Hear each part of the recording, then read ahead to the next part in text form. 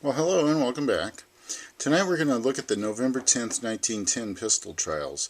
Now, there was a special order number 54, gave a board of officers to be appointed to test and report on the 45 caliber automatic pistols from Colt and Savage. Now, these tests took place at Springfield Armory, and for a control subject between the two pistols, they used a Colt double-action revolver, model 1909, that was also chambered in .45.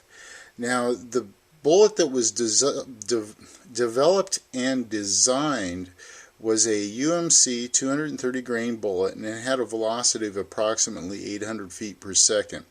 And both manufacturers, of course, had company officials and mechanics present. And the program of the test had the rust and dust test eliminated, but they had the number of rounds was increased from 500 to 6,000 rounds. So they were really going to run these pistols through the ringer. So they went through the normal velocity and penetration test of the two pistols and the one from the revolver. And after every 100 rounds, the barrels were cooled by having water ran through them. And then the pistols were oiled after every 1,000 rounds. Both pistols had several malfunctions, and oddly enough, the revolver only had two malfunctions. One was from an unprimed cartridge, and then the other one was from too much powder residue on the cylinder latch. And during all of this, it was discovered that the barrel on the Colt had cracked at the point of the barrel lugs, and so a second barrel was installed, and it failed too in the same place. And the two pistols were disassembled and thoroughly cleaned. Both pistols had multiple cracks in the frames.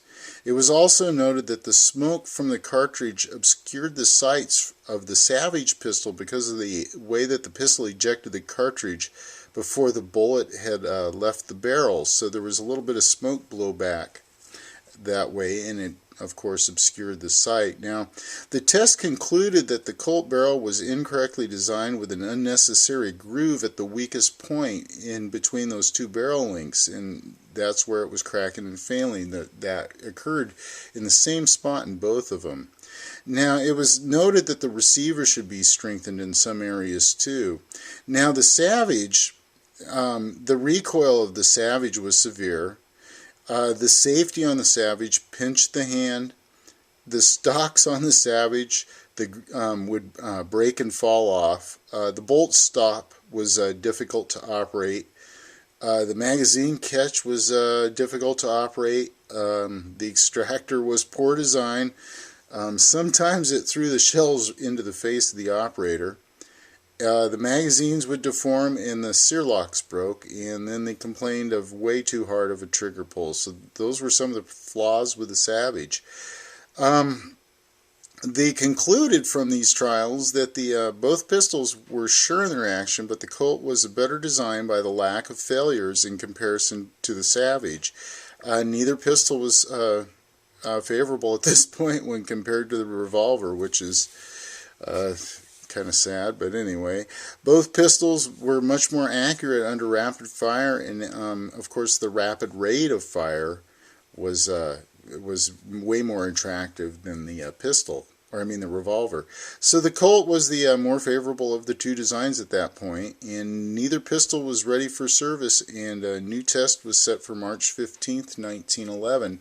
And because I want to go into this other one with a little bit more detail, I'm going to just cut it off here at this short little video. And we'll go on to the March 15th, 1910 trials, the ones that finished everything for the two pistol manufacturers and put an end to the competition.